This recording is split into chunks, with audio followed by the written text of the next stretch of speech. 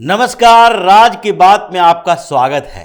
विपक्षी गठबंधन की मीटिंग होने ही वाला है, लेकिन मीटिंग से पहले ये जो नंबर गेम चल रहा है, यानी कि पार्टियों की संख्या कितनी होगी, किस तरीके से 14 पार्टियां जो शामिल हुई थी पटना की मीटिंग में, बेंगलुरु में बढ़ते बढ़ते इसे 26 करार दे दिया गया, बना दिया गया। सोनिया गांधी इस नंबर गेम की कॉन्स्पिरेसी में व्यस्त है और इस बार भी मुंबई की बैठक में सोनिया गांधी भी जाएंगी, राहुल गांधी भी जाएंगे, मल्लिकार्जुन खड़गे भी जाएंगे, केसी वेणुगोपाल भी होंगे, क्योंकि कांग्रेस के ये कुछ नेताओं का एक गैंग बना हुआ है जो कि ये देखने की कोशिश कर रहे हैं कि हिंदुस्तान की सियासत में अवधारणाओं की जो जंग चल रही है, परसेप्शन के वार चल रहे हैं, उसमें हम कैसे एनडीए और खासकर प्रधानमंत्री नरेंद्र मोदी को पीछे धकेले, लोगों के दिमाग में और लोगों के दिमाग से ये खेलने की कोशिश करें कि हमारे पास बहुत सारी पार्टियों का गठबंधन है, संगठन है जो पीएम मोदी को चुनौती दे सकते हैं। लेकिन यह जानना जरूरी है कि यह नंबर गेम जो है 26 पार्टियों का, इसकी औकात क्या है? क्या ये सब मिलजुल कर भी पीएम मोदी को चुनौती दे सकते हैं? लोकसभा की बात कर रहे हैं, राज्यसभा की बात कर रहे हैं या विधानसभा की बात कर रहे हैं, कहीं भी इन पार्टियों की संख्या गिनाने से क्या वोट मिल जाएंगे? इन पार्टियों की संख्या गिनाने से क्या इनकी ताकत बढ़ जाएगी? आज इसी बात पे चर्चा करेंगे, क्योंकि विपक्षी पार्टियों के गठबंधन की संख्या दलों की बढ़ाई जा रही है, लेकिन सीट शेयरिंग जो कहते हैं लोकसभा के अंदर, उसका क्या हाल है? क्योंकि 26 पार्टियां जो अभी अपोजिशन गठबंधन में है, उन 26 पार्टियों में से 21 पार्टियां ऐसी है जो सारे के सारे पार्टियों को मिलाकर देखा जाए तो लोकसभा में केवल 19 सीटें इन 21 पार्टियों के साथ है। केवल 19 सीटों पर 21 पार्टियां चुनावी मैदान में आ गई है, कांग्रेस को सहयोग करने के लिए, कांग्रेस से सहयोग लेने के लिए। यही नहीं, इससे भी बड़ा आश्चर्य की बात तो यह है कि जिन पार्टियों को कंधे पर रखकर कांग्रेस ये चुनाव का बेड़ा पार करने की कोशिश कर रही है, उसमें से 10 ऐसी पार्टियां हैं जिसका लोकसभा के अंदर तो रिप्रेजेंटेशन ही नहीं है, एक भी सांसद लोकसभा के अंदर नहीं है, और वो बातें बड़ी बड़ी कर रहे हैं। उसमें ये बड़े बड़बोले नेता लालू यादव की पार्टी भी है, आरजेडी, लालू यादव की पार्टी, जो कि लालू यादव कह रहे हैं कि हम नरेंद्र मोदी को खींच कर कुर्सी से नीचे उतार देंगे। उनका लोकसभा में क्या हाल है? एक भी सांसद राजद का लोकसभा के अंदर नहीं है। यही नहीं, 10 ऐसी पार्टियां हैं जिसमें से उत्तर प्रदेश की 2 पार्टियों का हाल देखिए। एक तो समाजवादी पार्टी है जो किसी तरीके से मैनेज करके अभी 3 सीटें रखी है अपने पास। 5 सीटें 2019 के चुनाव में जीती थी, लेकिन 2019 के चुनाव के बाद 2 सीटें खाली हुई, उपचुनाव हुए और उपचुनाव में दोनों के दोनों सीटें भारतीय जनता पार्टी ने जीत ली, यानी अब वो संख्या 5 से घटकर 3 हो गई है। लेकिन उत्तर प्रदेश की 2 और पार्टियों को इसमें जोड़ा गया है, और वो 2 पार्टियां हैं अपना दल कामेरावादी और दूसरी राष्ट्रीय लोकदल। राष्ट्रीय लोकदल किसी तरीके से जयंत चौधरी अखिलेश यादव के साथ बार्गेनिंग करके, सेटिंग करके राज्यसभा में इस बार जा पाए हैं, लेकिन लोकसभा में राष्ट्रीय लोकदल का पोजीशन 0 है। एक भी सीटें राष्ट्रीय लोकदल के पास लोकसभा में नहीं है। और अपना दल कामेरावादी, यानी कि अनुप्रिया पटेल की मां की पार्टी, जिसके पास लोकसभा में एक भी सीटें नहीं है, वो विपक्षी गठबंधन के साथ है।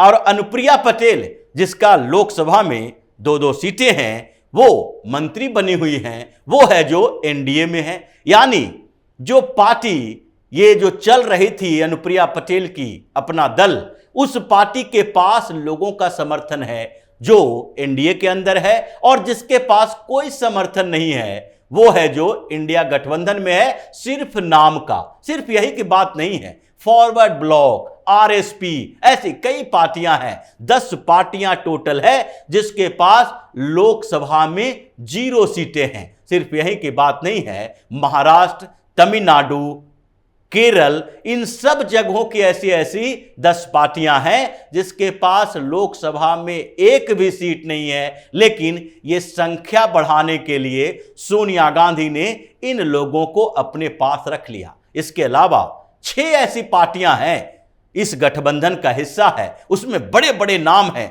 दावे तो ऐसे कर रहे हैं जैसे वो पीएम के कैंडिडेट बनने के लिए तैयार बैठे हैं और पीएम का कैंडिडेट विपक्षी पार्टियों का उन्हीं के पास होना चाहिए। लेकिन इनकी स्थिति क्या है? लोकसभा के अंदर 6 पार्टियां ऐसी है जिसके पास केवल 1 सीटें लोकसभा के अंदर है। उसमें यह आम आदमी पार्टी भी है, जिनको अरविंद केजरीवाल को बार बार कहा जा रहा है कि प्रधानमंत्री नरेंद्र मोदी को अगर विपक्ष में कोई भी चुनौती दे सकते हैं तो वो है अरविंद केजरीवाल। प्रधानमंत्री पद के दावेदार बताए जा रहे हैं। लोकसभा में स्थिति क्या? केवल 1 सीटें, और वो भी 1 सीटें उपचुनाव में कांग्रेस से छीनी गई है, क्योंकि कांग्रेस के जो सांसद थे जालंधर के, उनकी हार्ट अटैक से मौत हो गई थी, और वो भी भारत जोड़ो यात्रा के दौरान जब राहुल गांधी कर रहे थे। लेकिन दुर्भाग्य की बात तो यह देखिए कि जब उस सहानुभूति के साथ भी कांग्रेस उपचुनाव में मैदान में खड़ी हुई तो उनको सामना किससे करना पड़ा? आम आदमी पार्टी से। दोनों आज एक साथ है, लेकिन आम आदमी पार्टी ने ही जालंधर की सीट लोकसभा की उपचुनाव में कांग्रेस से झपट लिया और वही 1 सीट बची। जबकि आम आदमी पार्टी के पास 2019 के लोकसभा चुनाव में 1 सीट मिली थी, और वो संगरूर की सीट थी जहां से भगवंत मान जीत कर आए थे। लेकिन जब विधानसभा में भगवंत मान को आगे बढ़ाया गया, सीएम कैंडिडेट बनाया गया, सीएम बन गए, वो रिजाइन दे दिए, तो वहां पर आम आदमी पार्टी अपनी सीट नहीं बचा पाई, वहां पर वो सीट भी हार गई। लेकिन कांग्रेस से सीट छीनना आम आदमी पार्टी के लिए आसान है, इसीलिए 1 सीट आम आदमी पार्टी के पास है लोकसभा के अंदर। इसी तरीके से 5 और पार्टियां हैं जिसके पास केवल लोकसभा में 1 सीटें हैं। उसमें सीपीएम भी है, उसमें एनसीके है, आरएसपी है, झारखंड मुक्ति मोर्चा है, केरल कांग्रेस एम है और सीपीएम है। मतलब 6 पार्टियां ऐसी है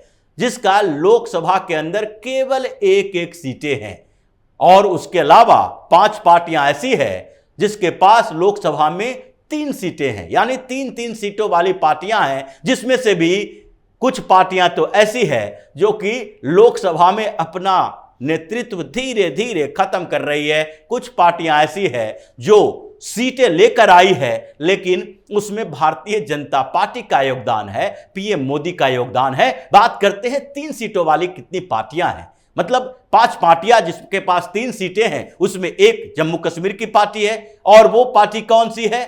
जम्मू कश्मीर के नेशनल कॉन्फ्रेंस अब्दुल्ला की पार्टी।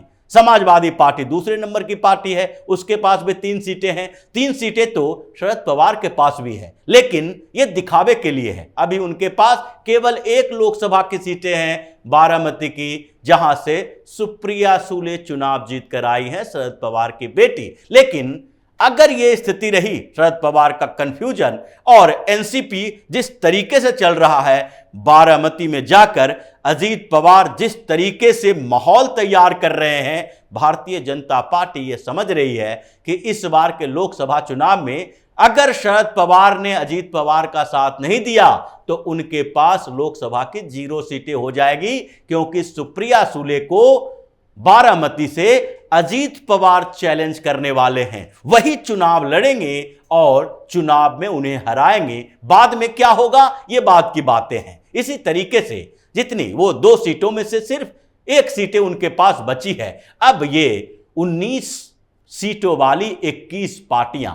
अब उसके बाद की बात करते हैं जिन पार्टियों के पास लोकसभा में रिप्रेजेंटेशन है, कुछ ज्यादा सीटें हैं, लेकिन इसमें भी 2 पार्टियां ऐसी है जो कि सीटें लाने के पीछे कहीं न कहीं पीएम मोदी की भूमिका थी, भारतीय जनता पार्टी से गठबंधन की भूमिका थी। 2019 के चुनाव को देखिए। 2019 के चुनाव में 2 राज्यों में भारतीय जनता पार्टी के जो गठबंधन वाले पार्टियां जो थी पीएम मोदी के साथ खड़े हुए थे, वो अब INDIA गठबंधन का हिस्सा बन चुके हैं। उसमें से बिहार की एक पार्टी है। अगर बिहार की पार्टी की बात करें तो अगर इंडिया गठबंधन की एक पार्टी, बड़े नेता बड़बोले लालू यादव एक भी लोकसभा में सीट नहीं जीत पाए थे, नीतीश कुमार कैसे जीत पाए थे? क्योंकि नीतीश कुमार उस समय लोकसभा के चुनाव में पीएम मोदी के साथ गठबंधन बनाए हुए थे और इस बार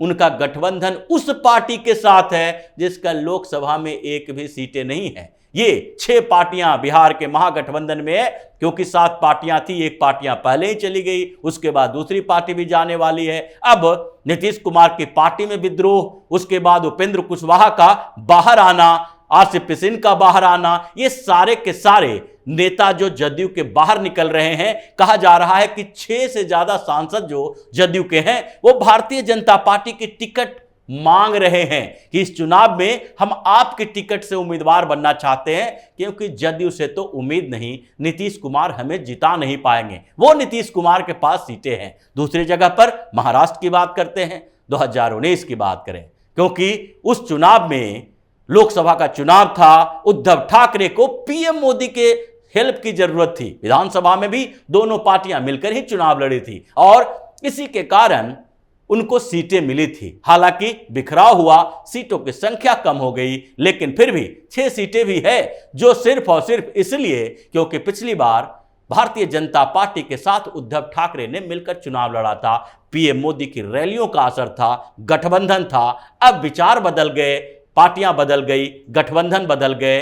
उद्धव ठाकरे भी इस बार 0 पर आउट होने वाले हैं। मतलब कांग्रेस के गठबंधन में जो भी पार्टियां हैं उसमें से 1-2 पार्टियों को छोड़ दो, यानी कि एक टीएमसी है, ममता बनर्जी, जो अपने दम पर चुनाव लड़ती हैं, जीतती हैं, सीट भी उनके पास ज्यादा है। पश्चिम बंगाल में उनकी औकात भी ज्यादा है, भारतीय जनता पार्टी के सामने खड़ी रहती हैं और उनके खिलाफ चुनाव लड़के जीतती भी हैं। इसलिए वो कांग्रेस को न बैसाखी बनाना चाहती है, न कांग्रेस की बैसाखी बनेगी। वो बार बार कहती है कि पश्चिम बंगाल में अगर सीपीएम के साथ कांग्रेस का गठबंधन रहता है, कम्युनिस्ट पार्टी के साथ रहता है, हम साथ नहीं रहेंगे। इसलिए यही एक पार्टी है। और कुछ पार्टियां साउथ इंडिया की है, जैसे डीएमके, एमके स्टालिन की पार्टी है। वहां भारतीय जनता पार्टी बड़ी चुनौती नहीं है, इसलिए डीएमके अपने दम पर चुनाव जीत कर आती है। कांग्रेस के सहारे की जरूरत नहीं है, वो तो नेशनल स्तर पर इस गठबंधन का हिस्सा बनने के लिए साथ दे देती है। इसलिए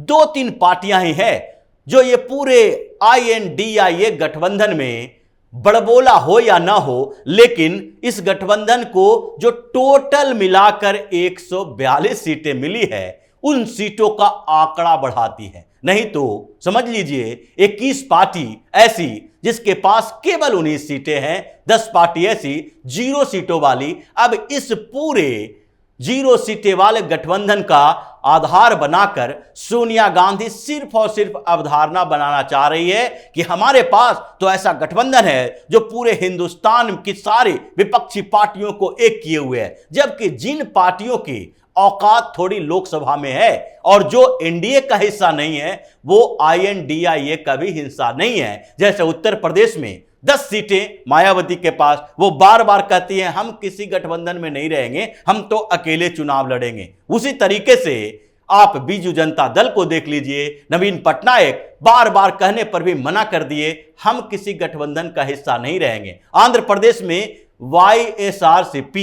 यानी जगन मोहन की पार्टी बार बार कहने पर भी कह दिए हम किसी गठबंधन का हिस्सा नहीं रहेंगे, भले ही पीएम मोदी के साथ हमेशा जगन मोहन रेड्डी खड़े रहते हैं। 2 दिन पहले भी मुलाकात हुई है और टीडीपी के साथ गठबंधन के बदले भारतीय जनता पार्टी ये सोच रही है कि हो सकता है कि YSRCP के साथ ही गठबंधन कर ले आंध्र प्रदेश में लोकसभा चुनाव के समय में। इसीलिए जितनी भी पार्टियां हैं जो अपने दम पर चुनाव लड़ती है, जीतती है, वो इंडिया के साथ नहीं है। जो पार्टियां कभी चुनाव जीत ही नहीं पाती है, वो इस गठबंधन के साथ है। मतलब सिर्फ अवधारणा बनाने की जो एक कॉन्स्पिरेसी सोनिया गांधी के मैदान में उतरने के बाद की गई, क्योंकि पटना की मीटिंग में ये अवधारणा की बात नहीं थी, मिनिमम पार्टियां थी। लेकिन सोनिया गांधी ने ये बताया कि देखो, अगर हम इस गठबंधन का फॉर्मेट तय करते हैं और इसमें पार्टियों की संख्या बहुत कम रहती है, तो यह परसेप्शन क्रिएट नहीं होगा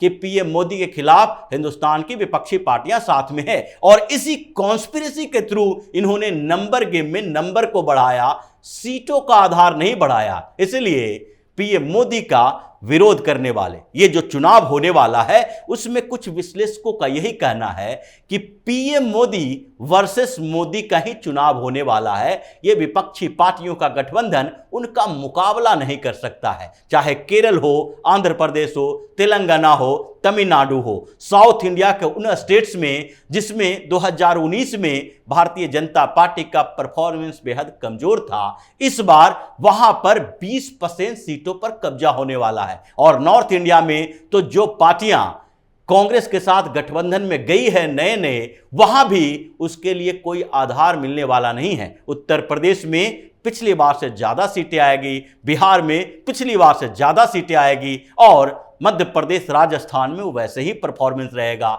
मतलब साफ है, सोनिया गांधी, राहुल गांधी ये परसेप्शन बनाने की कोशिश तो कर रहे हैं, लेकिन बन नहीं पाएगा, क्योंकि उनके गठबंधन में 0 सीटें वाले पार्टियां हैं, 1 सीटें वाली पार्टियां हैं, 2-3 सीटों वाली पार्टियां हैं। उससे बड़ी पार्टियां जो है वो बार्गेनिंग कर रही है, राहुल सोनिया को चैलेंज कर रही है। और इसलिए ना ये गठबंधन रहने वाला है और न ही इसका परफॉर्मेंस। तो इसी तरह की खबरों के साथ फिर से हाजिर होंगे, तब तक के लिए बने रहिए हमारे साथ और देते रहिए हमें सहयोग, ताकि इसी तरह की खबर हम आपके लाते रहें। धन्यवाद।